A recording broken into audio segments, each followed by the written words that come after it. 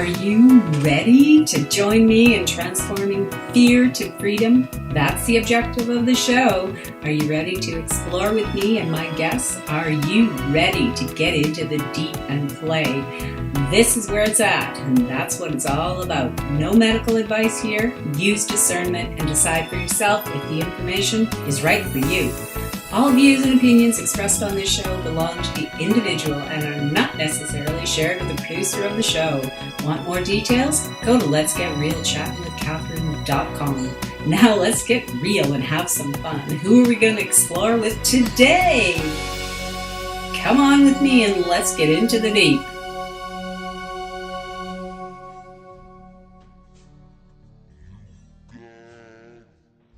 Welcome to Let's Get Real, Chatting with Catherine. This is your host, Catherine Whalen-Costin, and we are back with Debbie Colleen, and we're going to explore spiritual principles today.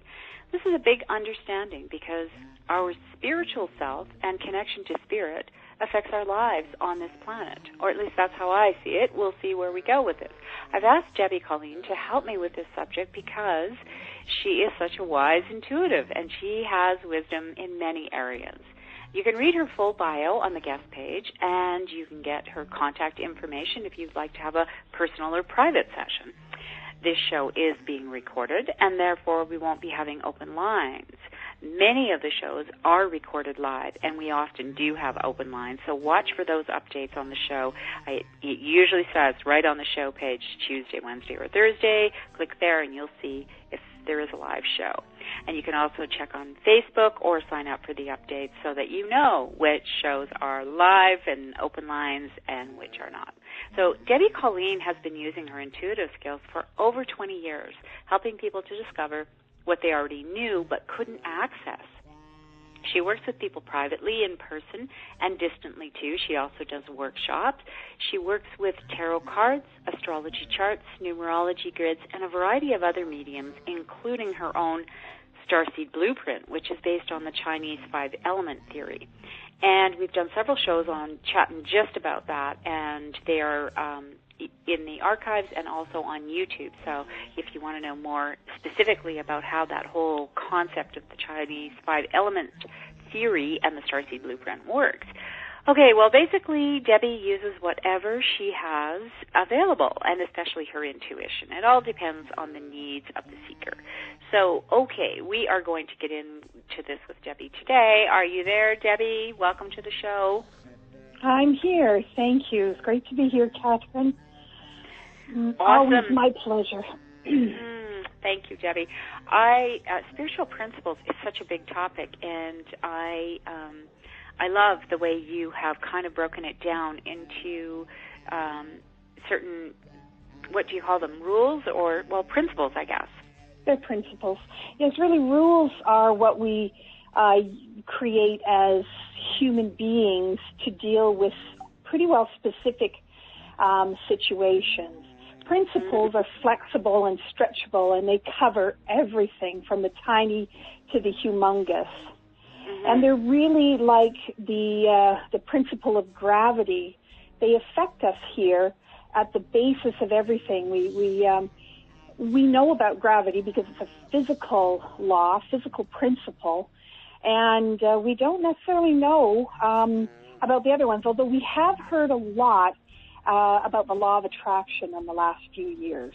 And that's a very fundamental spiritual principle. And it's just, like attract like. But this set of spiritual principles that I use specifically, and which I have kind of doctored up to reflect my particular languaging and point of view, I have borrowed from Unity Church. So it's a non-denominational spiritualist church, or spiritual practical Christianity, they call it. That's all I need to say about that. But I just want to give credit where it is. I wish that I knew exactly who wrote this. I don't. But it suits my purposes to have the form that I use. So what I'm talking about here is a specific piece of paper that I have written down where these principles are written down. So we're not talking about kind of airy-fairy. These are written down, and they have kind of a specific piece of information.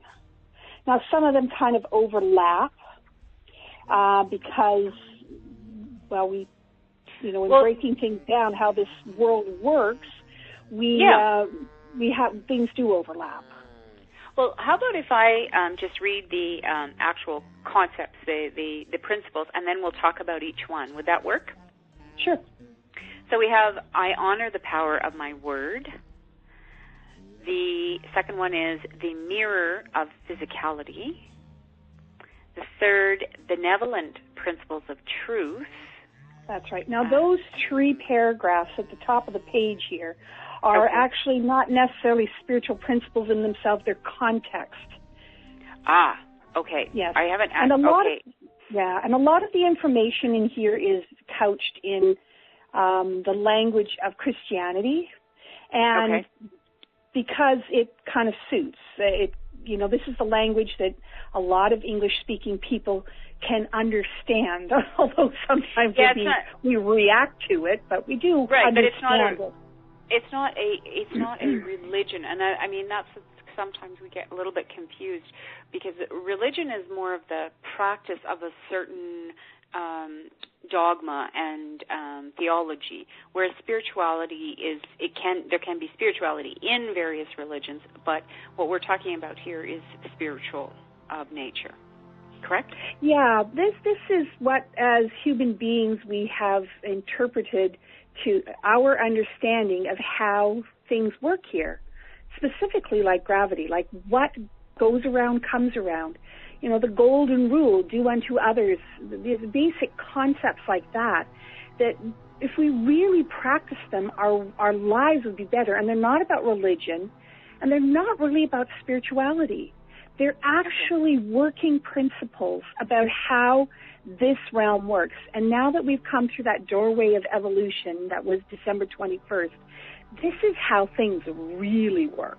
This is like knowing the rules, and that's why I want to talk about it, because these spiritual principles give us the guidelines for how to be successful in this world, how to work with nature, how to be abundant and happy in this world. Okay, so before I didn't realize how I was reading it, and I apologize for that. So I'm going to redo that, listing what the actual principles are, and then we're going to talk about each one, because I think each one is really important. Mm-hmm, mm-hmm. So we have the principle of non-resistance, which Debbie just talked about, let go and let God. Then we have the principle of allegiance. There is only one power and presence in the universe.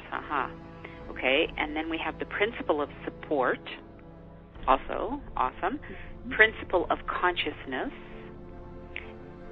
Principle of agreement. The principle of attraction, which is like attracts like. And then the principle of cause and effect. And let me see. Principle of mind. The principle of circulation. The principle of growth. The principle of visualization. The principle of increase. And I do believe that is it. So this really takes in 2 more at the very beginning, the principle of divinity and the principle of compensation. Oh, wait a second.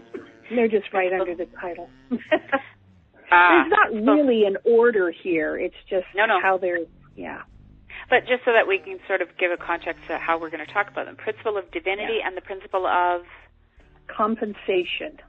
Right on this page, Oh, so 14 of them. There's 14 of them. And there probably could be more or less, but I love the way they're written down. And, I love a rule book. I love a manual. I don't always refer to the manual, but I love having it. Well, also, it's just like how many people really didn't understand how they were attracting into their life all of the things that were in their life until they understood the law of attraction, which has really, become something a lot more people understand. But when you really realize, like you say, there's the law of gravity, until we really understood that, it was difficult. But once you do understand it, you can work with gravity, and, you can have water working with you and for you instead of trying to go against the flow. When you understand gravity, you can have water flowing in a certain direction. You can direct it. So this is kind of what I feel is important. If we get this, if we get these understandings, these principles, it can make our lives so much easier. Right. And it is helpful. It is. And, of course, we work with these things all the time because we're here, and we see them out picturing in various ways. But I like the way that they're written down here because they're written in language and understanding that makes it obvious that we're the ones using them, not the ones at the mercy of them. It puts the responsibility for their out picturing right onto us, and the freedom, the complete freedom that we have, the free will. Right. So shall we go through each one, or how are you working with the guides today? Are the guides helping you direct this? Yeah, always. Yeah, always. Exactly. But I just, if there was something specific, a way that they want this to flow, or you want it to flow, or do you I'm sure it'll come up for us. Yeah. Okay. So let's start with the one you have first, which is the principle of divinity. The kingdom of heaven is within you. Mm-hmm. And because all of God is good, ultimately my own good is true, and eternally only my own pure goodness persists. Anything I may believe and therefore create to the contrary will have no reality other than in the effort of my belief. Free will allows me to consider other possibilities to perfection, but containing no substance of truth, these possibilities must be maintained with increasing energy, quickly spiraling down to nothingness as soon as the energy of my belief is withdrawn. That's especially true of this time. Previous to the new evolution, to us attaining the vibration that we could call the fifth dimension, at the lower level of vibration, this wasn't necessarily so obvious, although certainly in effect. So it just means that we're here in duality, spiritual beings having a human existence. Mm-hmm. And in that duality, we can, and because we have free will to believe and to behave in whatever way we choose, we are able to imagine something that's different than this. But everything in the universe is good. And whether we use the word God, divine mind, divine intelligence, whatever word we're comfortable with, Rachel says we could call God Charlie, and that's just fine. Right.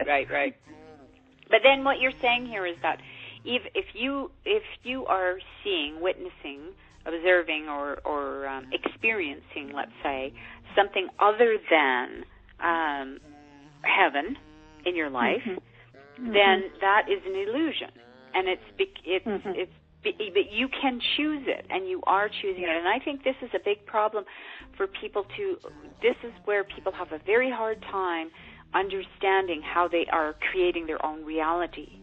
Because they feel if they're not having the experience of heaven on earth, or joy and abundance and so forth, if what they're experiencing is suffering and misery and so forth, they say, well, I must be bad, or I'm being punished, or whatever, and not realizing... Or tested, or not realizing that the power to change that is within them. And I think that's something that a lot of people are having a hard time with. But that's the truth. It is and the true. energy, and the there's energy no blame supporting involved in that. Yeah, and there's no blame in that. There's only actually freedom, but because we've become to feel so guilty and so full of shame and guilt that we can look at that, statement of self-responsibility as being shameful. We've done something wrong.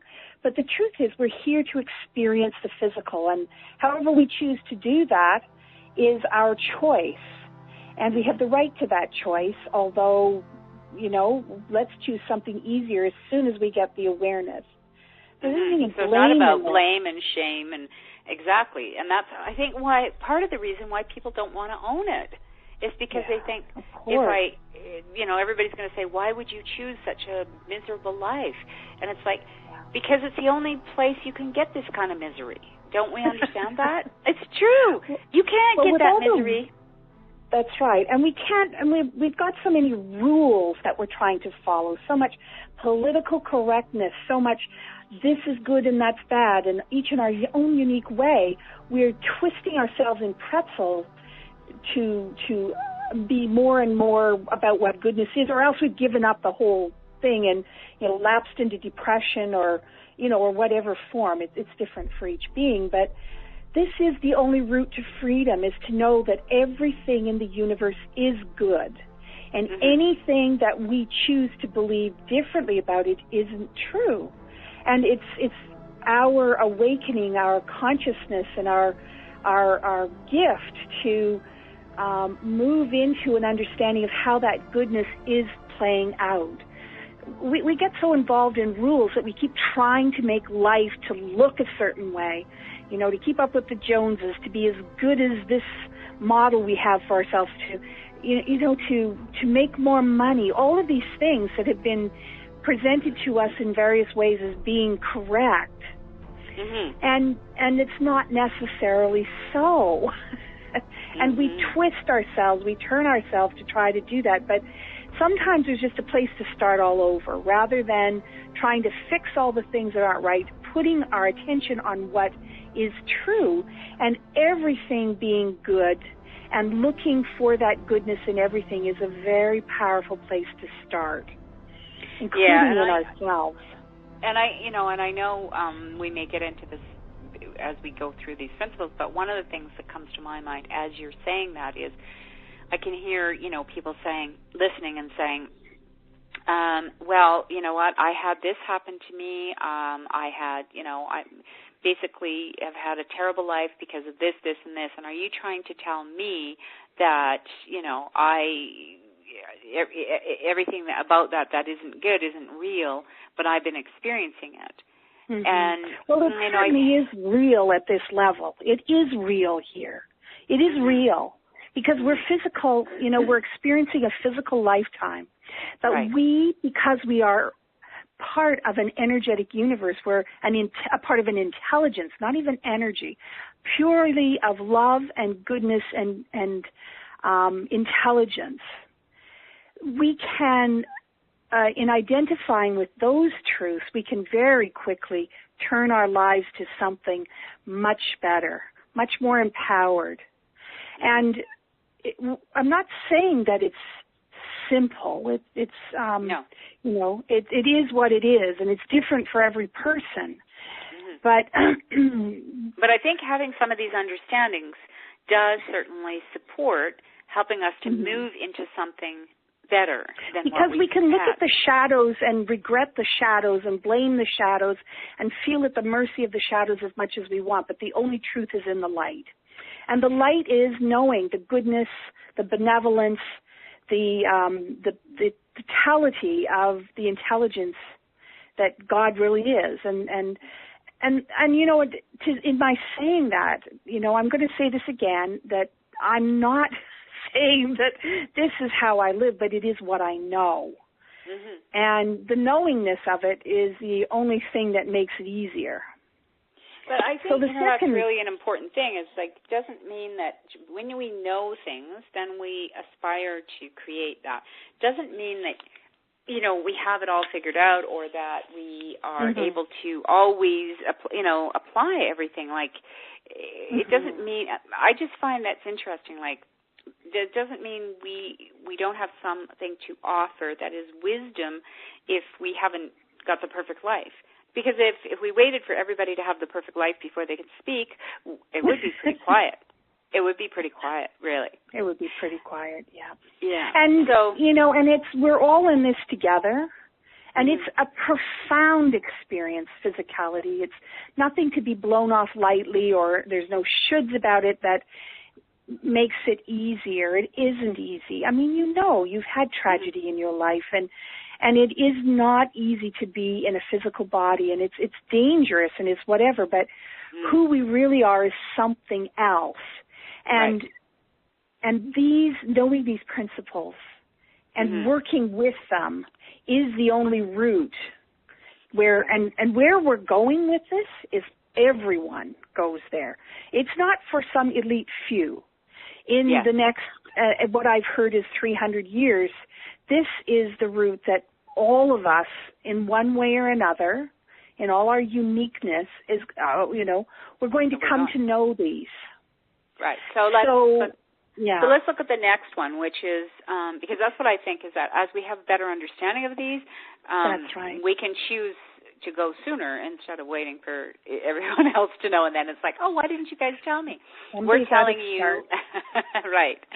So the principle of compensation, which is another big one that I've certainly worked with and struggled with, I will admit. As you give, so shall you receive. And this is that little part that I said that we'd probably mention the word tithing. Right. All right? As you give, so shall you receive. And that includes everything, as you see here. As we think, we speak, and act towards others, so will others think, speak, and act towards us. Of course, they may have different thinking, speaking, and acting, but we will notice that each person we're with, we react to them and we act with them probably differently. In inexplicable ways. We just do. As much as we try to be fair, we're going to have a different relationship with every person on the planet, and much of it is the result of their self-concept, the way they present themselves in the world, and the way we present ourselves and think about ourselves and believe about ourselves. Right. And so what we do unto others returns to us in some way at some time. The return need not, probably will not, come from the recipient, but it will come. Yeah, now that's an important thing. That's because I think that's where people do get a bit confused and then use language that creates the law of attraction to undo some of what you give, and the universe gives back to you tenfold, but it may not come from the thing or the person you invested from. It can come from another source. And I think what happens... because we're all one, yes. We're all one, yes. But like a lot of times people say, but I've been giving and giving to this person or thing or whatever, and I am not receiving back, and then that kicks in the law of attraction, which says I'm not receiving back.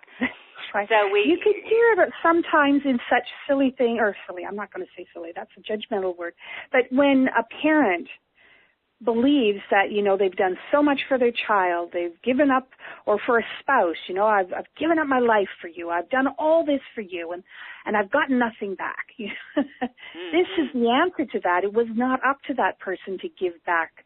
If they chose to, that would be wonderful. That, that immediate return that we give to each other is very sweet.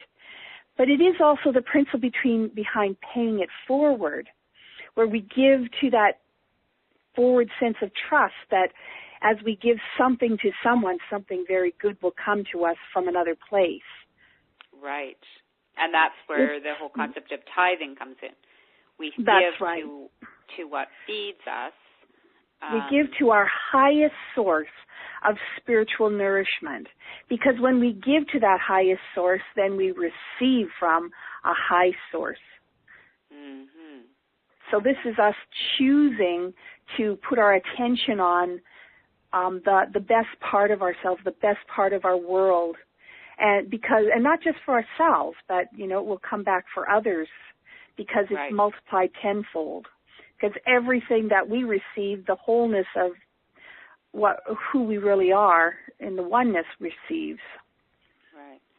Okay, so now if you feel complete on that, let's move on to the principle of non-resistance.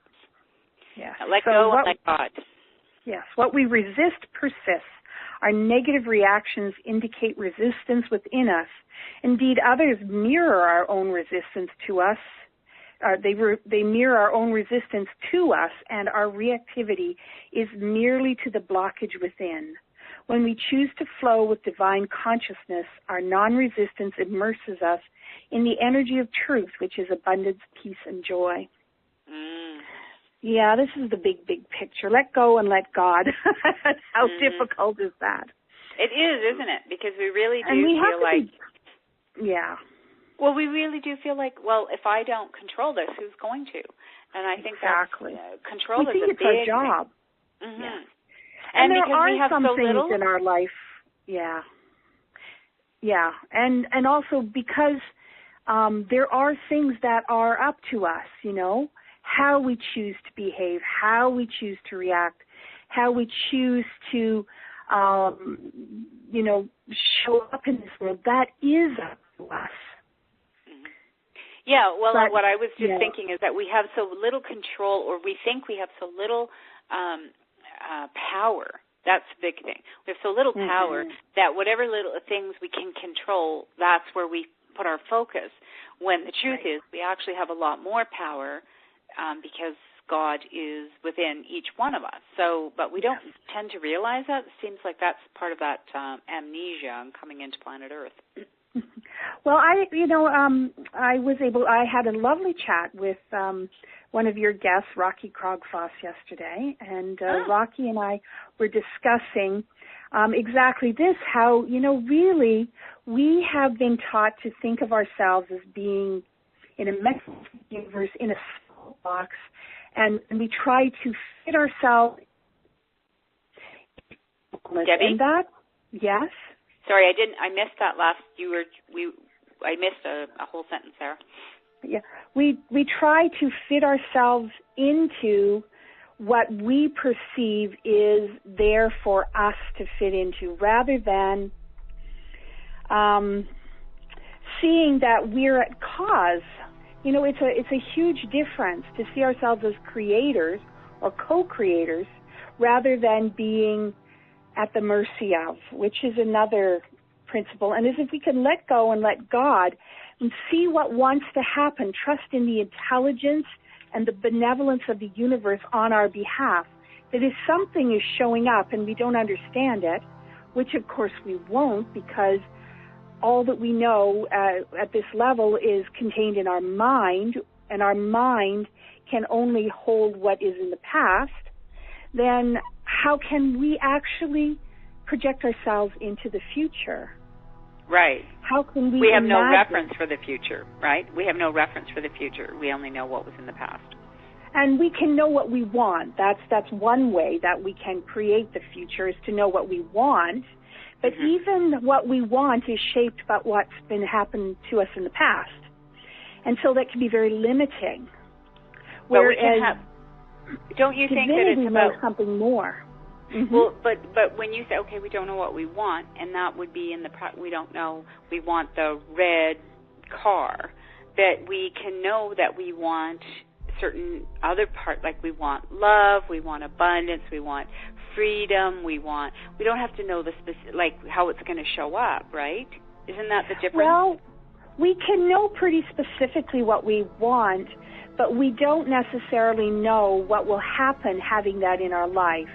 And all that when we can let go and let God, we can trust that our invisible friends, our higher powers, divine intelligence has a better idea of something that is going to help us to grow into, to expand, basically, to expand.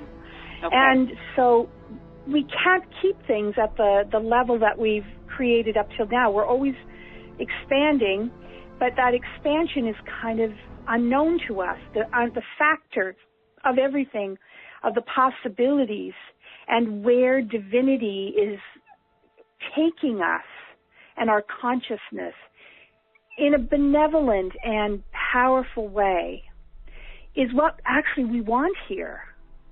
We don't want to stagnate in what we've created before, but that's where our mind keeps us, because that's all it knows. Right. But then that does not bring us to the principle of allegiance. There's only one power presence in the universe.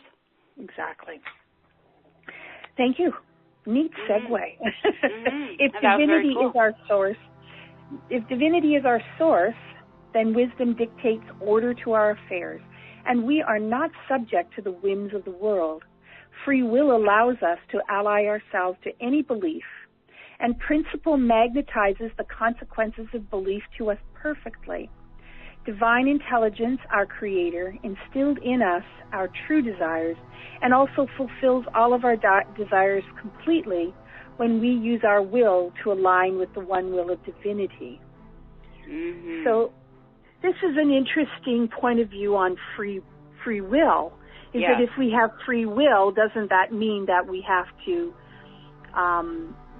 use that? And here it is saying that the best use of our free will is to align with the will of divinity. And, right. In this country, we're really all about freedom and individual choice. So, right. And then to recognize that our individuality and free choice is instilled in us by divinity, sort of counteracts against our sense of independence and uniqueness. But because at the root of it all and at the maximum of it all, we are one with divine mind, and divine mind is greater than us. Mm-hmm. It's everything and more, and the possibility of everything beyond that. Mm-hmm. That's the mystery. And to accept that, it's almost, in some religions and some faiths, it's like, well, give yourself up to the will of God, which kind of misses the point of what this is if we don't put ourselves in the driver's seat of our imagination. We are the ones here experiencing the physical realm. We can trust our ability to know best what works here. We can trust that our ego and our sense of survival and our mind here are the perfect tools, along with our intellect and emotions, to guide us to greater and greater experiences of who we are uniquely. Mm-hmm. And we are also part of a great oneness that has a greater knowingness of all of us. And, this is a place where there can be an understanding breakdown. We have to realize that all of those things are true. We are unique. We are individual. We have free will. We are the explorers here. And we also are part of a will that's greater than ourselves, that is going somewhere purposeful and amazing and where we actually really want to go. Mm-hmm. It is. It's quite a dance, though, between understanding that, like, I'm on a free will planet. I'm meant to use my gifts and talents and whatever, and my ability to discern. And at the same time, the most amazing things happen when I allow, I think that the dance is about the understanding of what you're allowing, which is not the same thing as like servitude or enslavement. Mm-hmm. It's different somehow. It's how it can be. I don't really quite understand, but it's like there's freedom in letting go of your freedom and following your divinity, which is bizarre. This is why I like to think of ourselves as thoughts in the mind of God.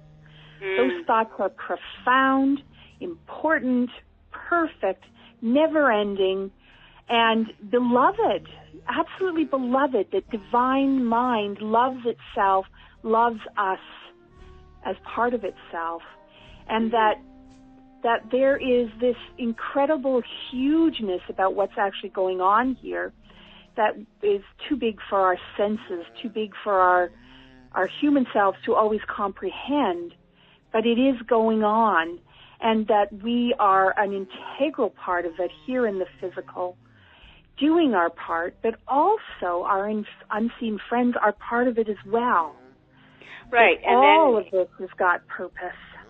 But then it also, and then, of course, this brings us to the next principle, which is the principle of support, because when you say, well, if I have free will, then I'm the one who has to decide where I'm going to go, where do I sleep, where do I eat, what do I eat. I have to figure that stuff out. And what this is saying is, but wait a minute, there is a principle of support, which actually, the birds know it, the dogs know it, animals know it. Wild the lily in the field knows it, yes. Yes, domesticated dogs don't worry about it, but they are kind of at the mercy of their human companion.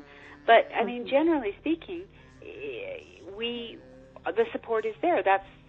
So let's just go with that. Like, you can actually I guess what I'm saying is, you have that understanding that there's only one power in the universe, and it is divinely loving you, like you say.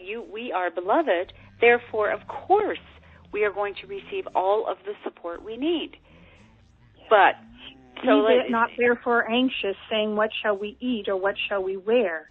The same force that creates us is a perpetual potency to sustain us.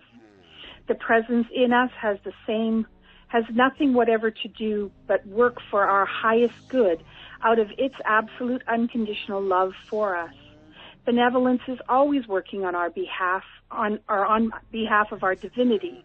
Divine intelligence knows nothing of us except our perfection. Holy Spirit changes all of our creations to good for the good of all.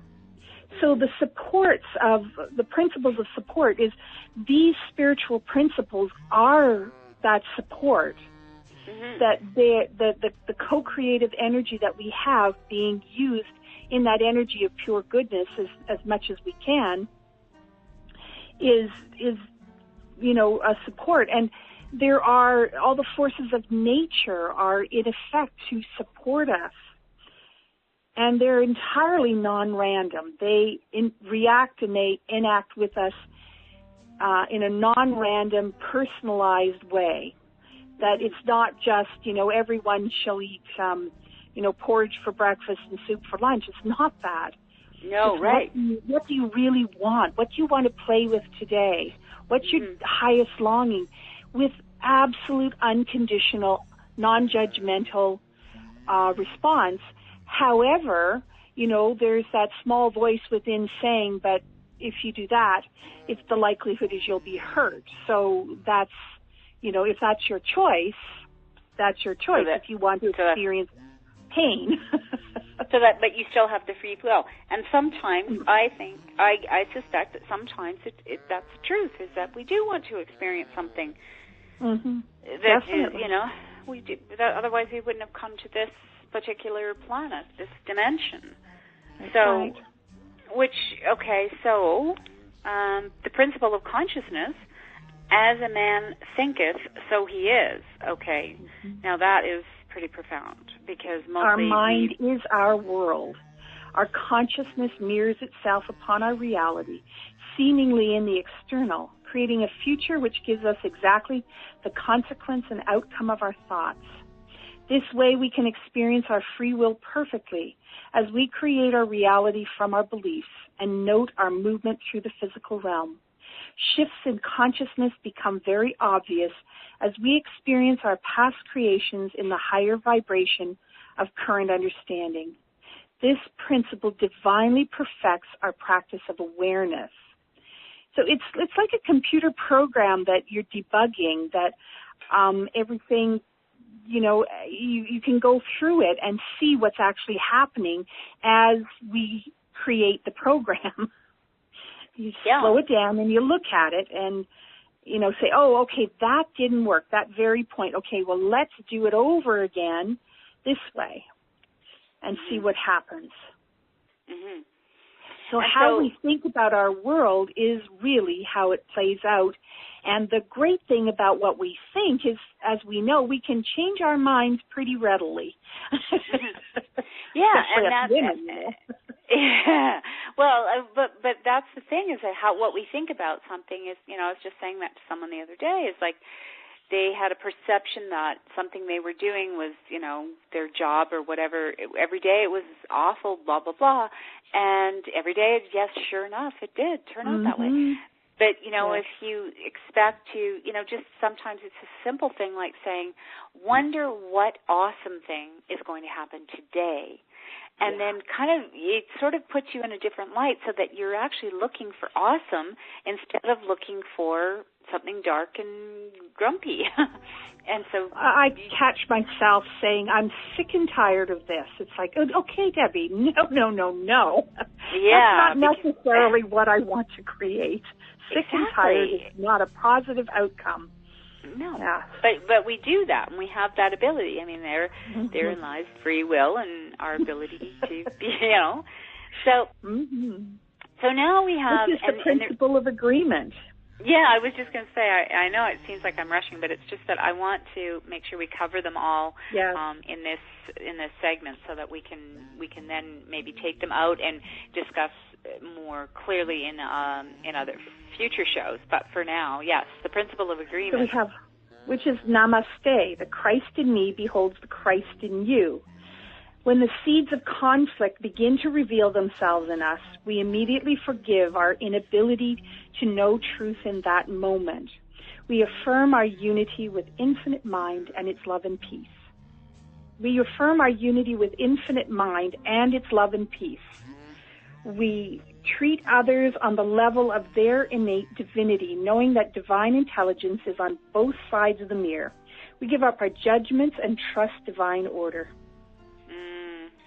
And that, that is something that you hear people say that a lot, but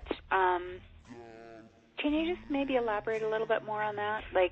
Well, when we see something in another person, what we're seeing so often is their self-concept, and also we're seeing our judgment about certain kinds of behaviors or their self-concept, And that's not helpful when the seeds of conflict begin to reveal themselves. Right. So here's the prescription for that, is to see the other as much as you can in their highest form, recognizing that they're just not seeing themselves clearly. And what that does is means that in order to see that, we're seeing ourselves in a higher form, seeing the Christ spirit in us, that divine consciousness within each of us.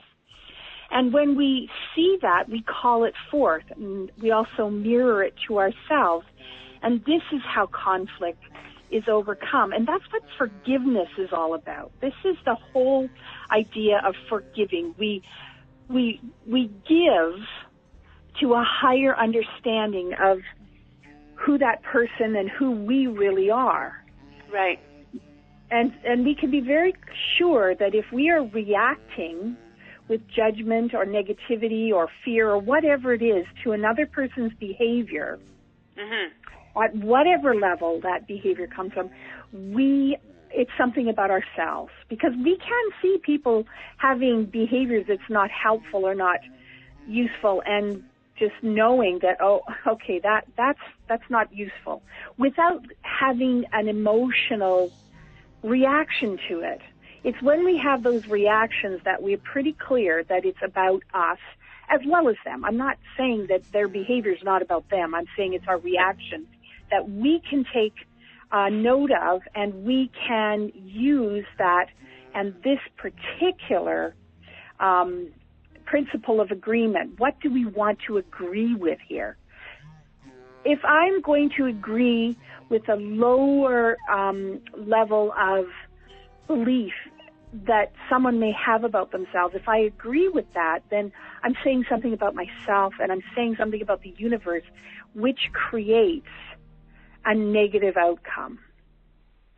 This is where we can really start to change our words, and that's what the whole Ho'oponopono prayer is all about, and that particular spiritual learning. And this is the whole namaste. The Christ in me beholds the Christ in you, even if I'm not behaving at that level. Right. And so that's something that we seek to see that in other people and get past our judgments and that kind of thing, because this is where I get the thing about the law of attraction, which is the next principle. But so like attracts like. So if we can almost look around and see what we really think of ourselves by looking at what we have attracted into our lives. Mm-hmm. So if we are, you know, surrounding ourselves by people who are really angry and condescending and or you know, just different whatever we're seeing, or very joyful, happy people. If you look around and see that, hey, you know what, I have a lot of joyful, happy people in my life, abundant and whatever, mm-hmm. then obviously you are actually attracting that part of you. So and that make even more than this, even more than that is the point that even if we have angry, unhappy, nasty, vicious, terrible people around us, mm-hmm. that if we see something more in them than what they're portraying, we get that response. That mm-hmm. we can change our relationship specifically with that person by specifically seeing something better in them. Okay, is that where we're going with the cause and like effect? Well, that's like attracts like, too. Mm-hmm. Because we can choose what we want to identify with. Yes, and then if the people who are in your life who are the grumpy and maybe not what you're actually really wanting, and you notice that, usually when you change your point of view, they either leave or they change too. Because the vibration, absolutely. Right? Because actually we're all everything anyways, and how we choose to, you know, show up on Earth is just about beliefs that we have about ourselves. Right. Yeah, and it's true. The beliefs we have accepted operate through our subconscious mind as a vibrational frequency. This vibration magnetizes people, events, and circumstances of the same frequency to us and we to them, compounding the consequences of shared beliefs. Mm-hmm. So if we have a belief about... Mm-hmm. Well, you can't see something that's not vibrating at your vibration. Like very often you can't see it to attract. You don't see it that way, no. Because everything is a spectrum of vibration. It's a range of vibration. And it's true, we can't. That's why we don't see the other dimensions around us. That's why we don't see the angels at this point in our evolution, is we're not vibrating at a high enough level to see them. Okay, well, hey, you know what? That's really weird. Now I have a huge question. I'm not sure if it leads into this next concept or not, but if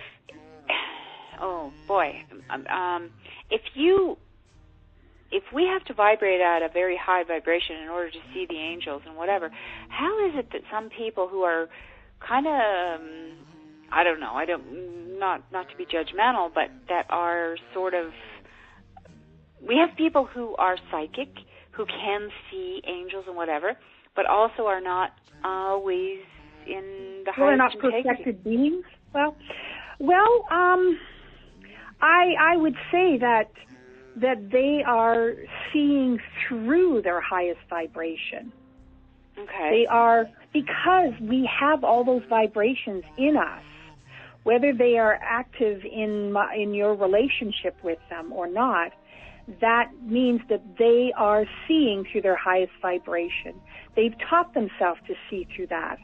They have that ability, and we all do. We all have that ability, but it is something that at this point of our evolution, we are in the process of learning. Yes, so and those kind of people are our teachers, because we are all perfect. There, you know, at some level, there is a higher self for every being that we have access to, that they have access to in themselves. Right. Okay, so, yeah, that just came to me. I was just kind of like, oh, how can that be then?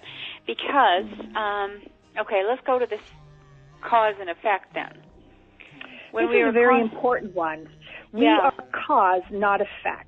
When we are conscious of our actions and become responsible for them, we change the circumstances of our life. Inner alignment brings outer order. Conscious or unconscious, we cause the effects we experience in the world. And this is exactly where mass consciousness is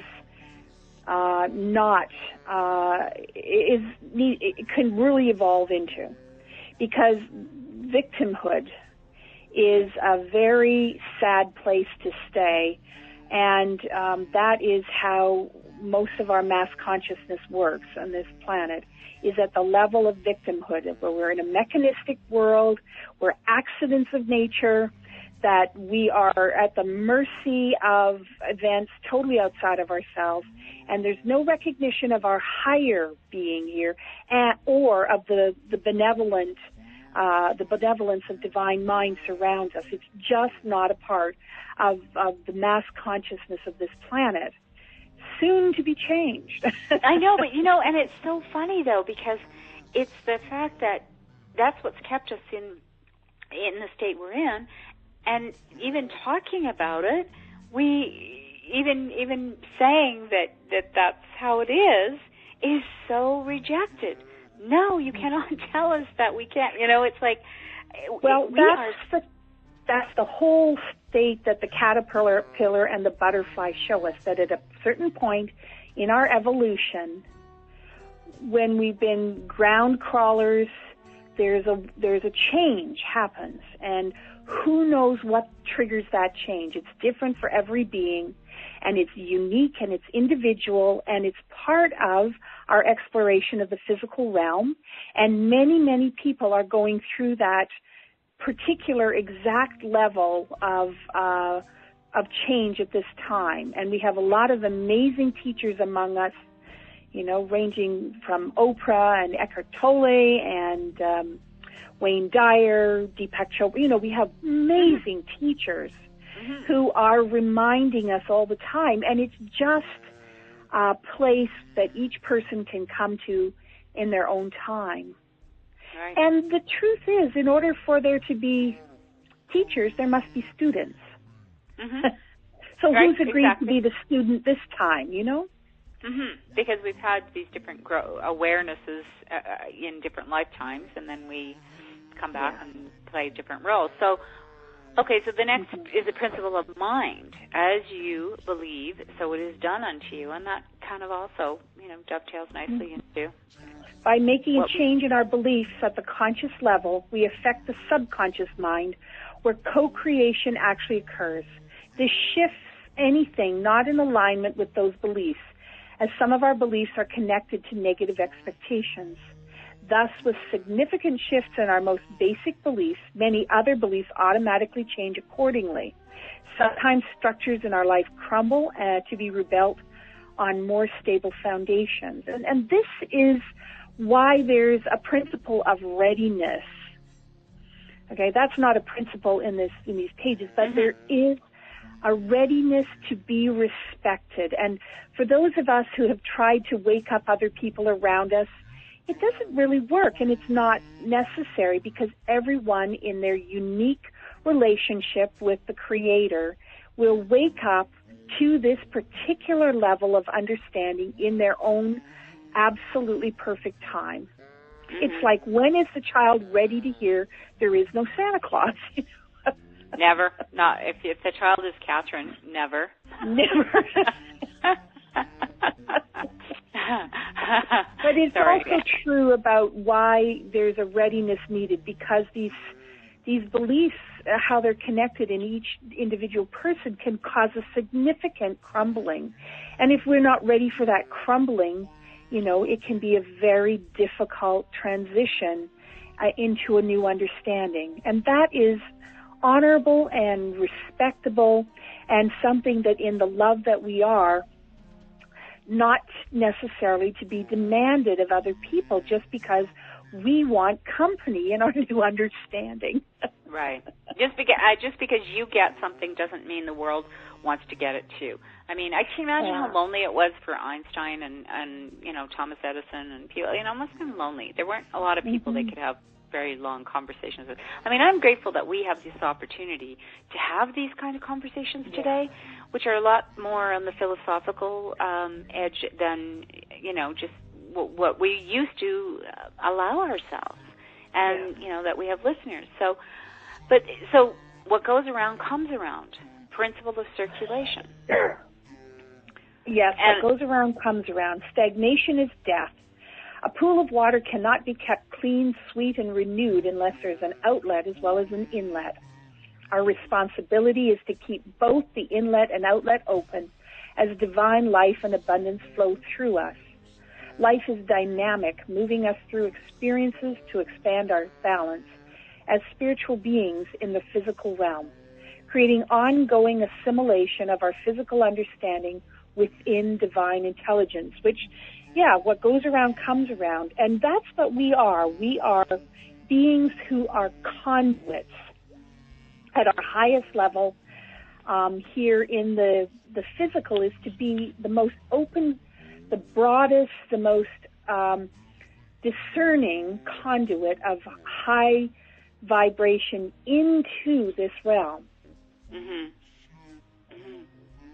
And that's a very powerful thing to be, not empty ciphers. The discernment and the free will are very important. Mm-hmm. We work in partnership with the divinity and the intelligence around us.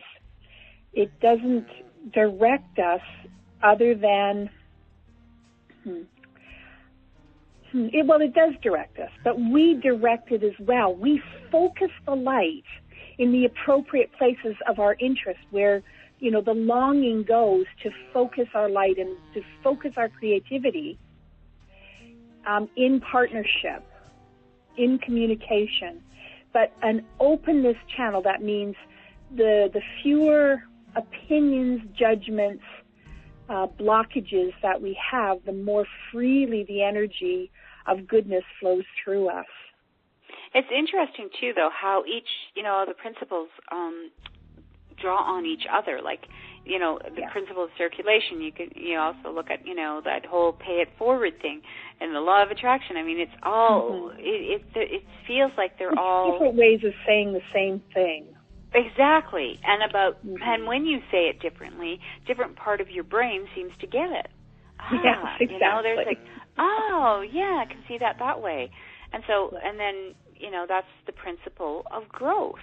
Everything is moving towards its highest good. So that's one thing that I have, felt was quite a truth, is that there's no contraction contraction is always expansion in the universe. Mm-hmm. Mm-hmm. And so we sometimes don't see that, because we see the life and death process, so we think that death is the end, but it's not. It's expansion. Yes. It's moving to a different, usually higher level, a higher vibration of energy, a bigger expression of love. And that's, all things in the universe are in the process of becoming. Everything and everyone evolves endlessly. This is true of an atom, of a continent, of the planet itself. It is especially true of humankind and the understanding of free will as an agent of growth. So that's another way of seeing free will. It's about using our free will to expand, to become bigger, to become more. It's our willingness. God so loves us. Mm-hmm. Divine mind so treasures us as thoughts, as beings, as unique, that we were given free will to choose to be one with this co-creative adventure in this planet, in this physical universe. And then, can you imagine a creator giving its creations the intelligence, the ability to become conscious participants in the evolution, in the movement, in the expansion? How generous, how loving, how absolutely certain of pure goodness to do that. Yeah, actually, when I even think about that, I'm thinking it's like giving your toe the ability to sort of do its own thing down there, and you trust it. It's going to be whatever. It's going to all work out great. Like, wow. And what an ultimate expression of surrender. Yeah. So, divinity surrenders that power to us in the perfect confidence of perfection. How is it that we could have any resistance to surrender ourselves? Wow.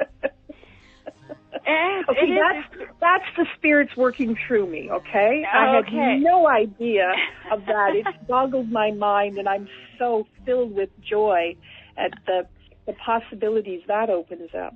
Yeah, I know. It is, and then you think, okay, and now, so there's two last principles here. The principle of visualization, which, of course, I was just taking a picture there myself a minute ago. But, that is a profound one, too. A picture is worth 1,000 words.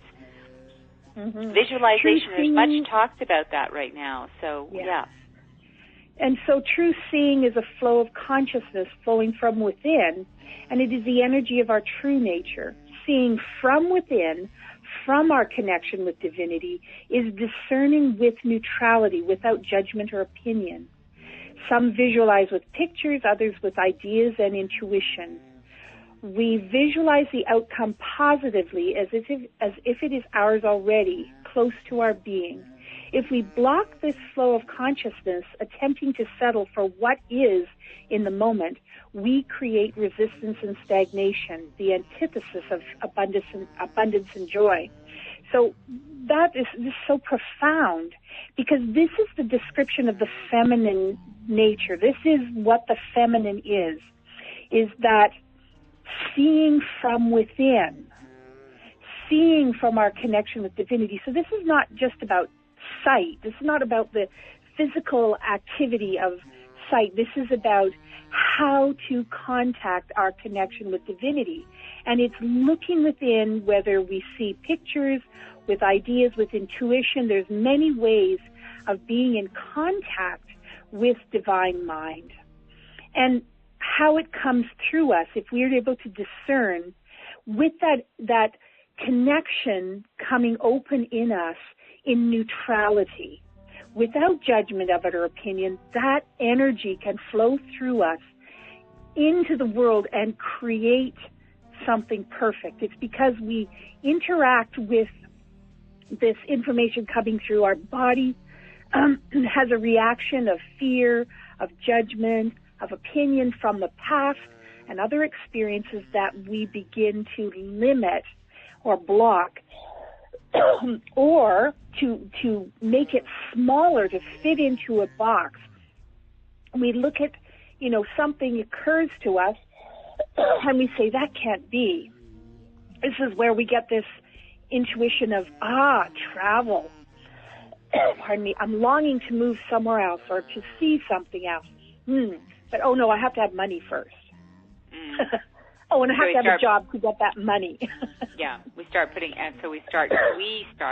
defining exactly how it's going to look instead of allowing the Creator to do that. And that brings us to the last one, which is the principle of increase. And this one, I love this, and I'm have a little drink there, Debbie, because I need you to explain this.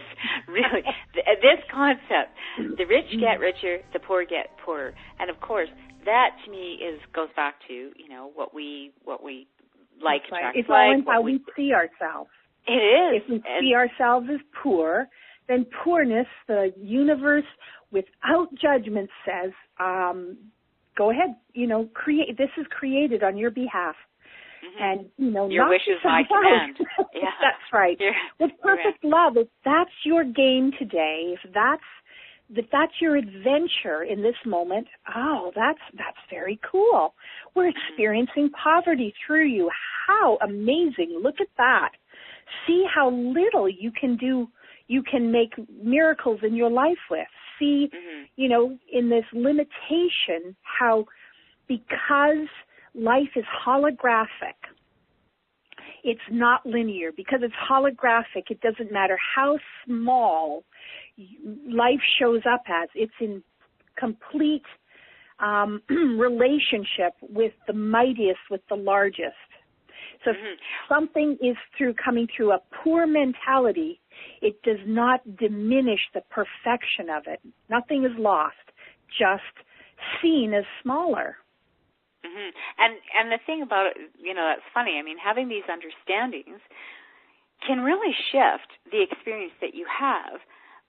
And even if you're here for 100 years, it's so, like, in the grand scheme of things, it's really a blink of an eye. Just like, when I think about, like, for me, it's like, because I dream a lot when I sleep at night. Okay, so you think about say a 6-hour period, I could have like 4 or 5 dreams. I've had that happen. And I've been in many, many places, and I've done, like, amazing things in all of these different dreams. Like, they went on for hours and hours. In my dreams, there were years that passed, or, so, and then, you wake up and you think about that. So in 6 hours, let's say, on any given night, I have been different people, I've played different roles, I've done different things, I've been chased, I've been, right? And, I mean, I just think about that. When you think about what we consider our waking reality, and how long we're here for. Like, it's just, it's really, even if you do choose the poverty thing, from the bigger picture, you only chose it for, like, such a small amount of time. It really wasn't. It seemed like it went on forever, but it wasn't, in truth. And, that's the truth of it came to pass, that change comes, it passes, things pass, always. The good and the bad.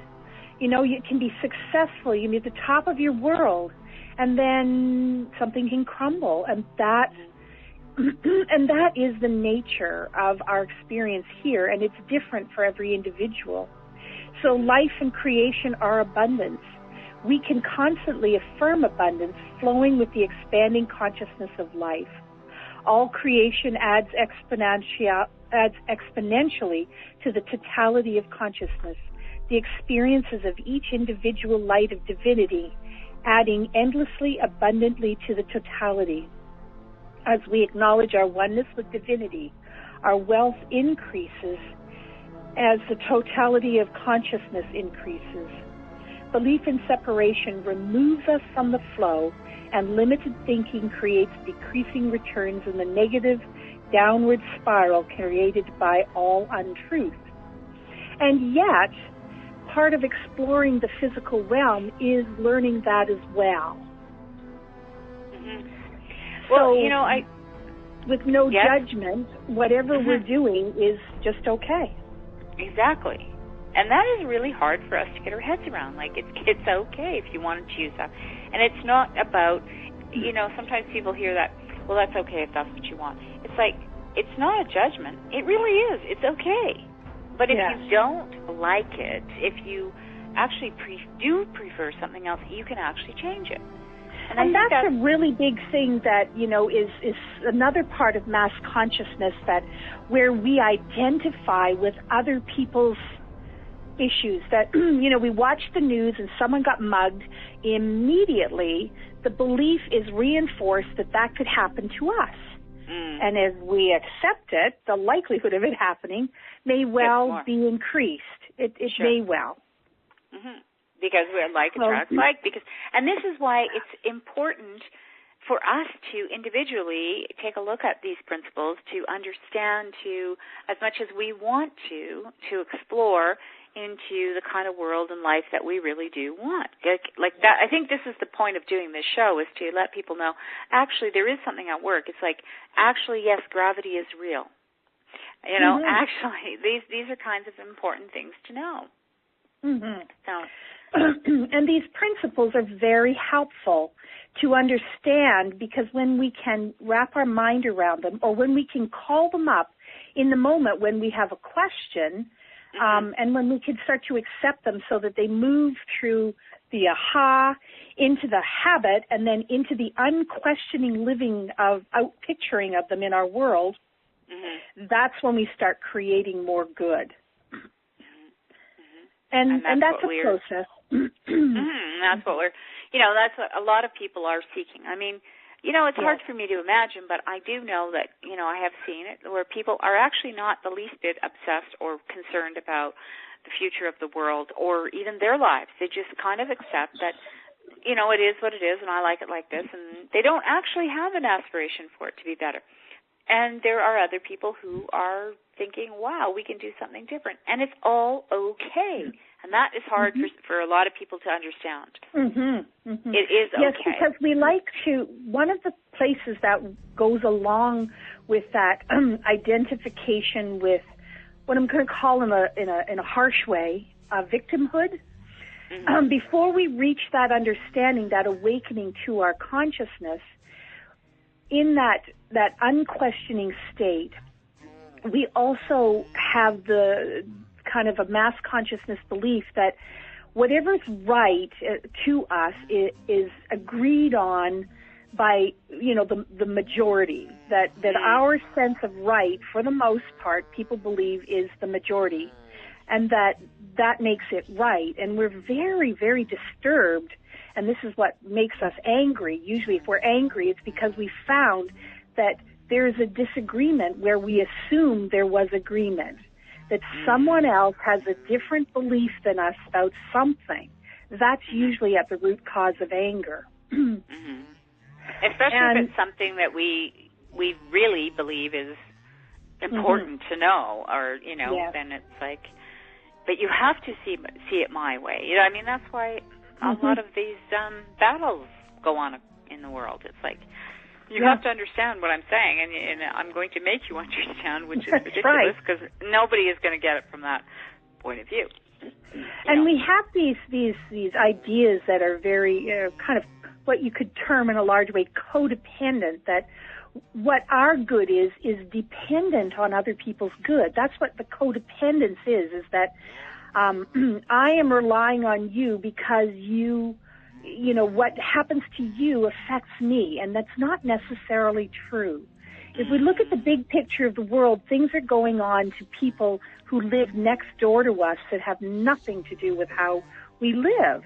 And people on the other side of the world are having different experiences. Everyone's experience of the world is unique. And as soon as we start recognizing that and honoring it, because as each unique experience of the world chronicles and explores the physical realm, more of it, the totality of all of that, adds to everyone's understanding of the physical.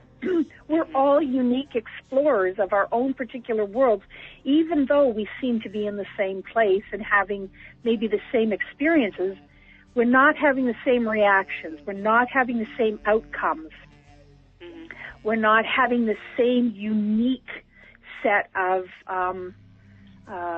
understandings. And when we get that is when we start seeing the importance of uniqueness and individuality and the impossibility of a mechanistic universe. That's awesome. That is awesome, because I do think that is what's going to take us to a better way of actually being, like really getting that whole understanding. It's okay. Let go, let God. Let it be. Let other beings be. Like, I don't actually go and look at a bird building her nest and saying, you know what, you're building it wrong, you're taking the wrong supplies, it's not going to work out. I let the bird do, right? I let it do, exactly. But we don't do that with other human beings. They're like, you can't do that. No. You're doing it wrong. You're raising your kids wrong. You're going to the wrong job. You're just wrong, because you're not doing it my way. I think getting at that, you know what, it's going to be fine, and everybody's going to be fine, and it's okay. That even just the letting go of that, to me, feels really good, really good. It's that surrender to what is, and looking at things instead of, the glass half empty. It's like, what is good about this? Because the truth is, in most of our lives, especially here, we live in this amazing country. We have so much. We have so much freedom, really. And to look at the fullness of what we have and to celebrate where we actually are is the basis for all abundance. This is where wealth starts. It's like when we go, this is great. I love to say there's always an abundance of something. And if we look at what there is an abundance of, then we can understand that it's just where we put our attention that defines our definition of that abundance. awesome.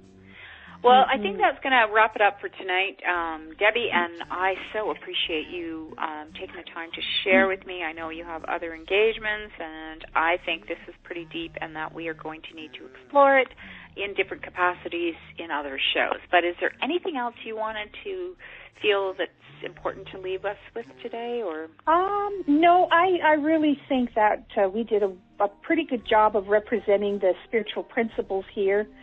And I really, really appreciate the opportunity, and I really appreciate your ability to expand and to move into this subject so generously.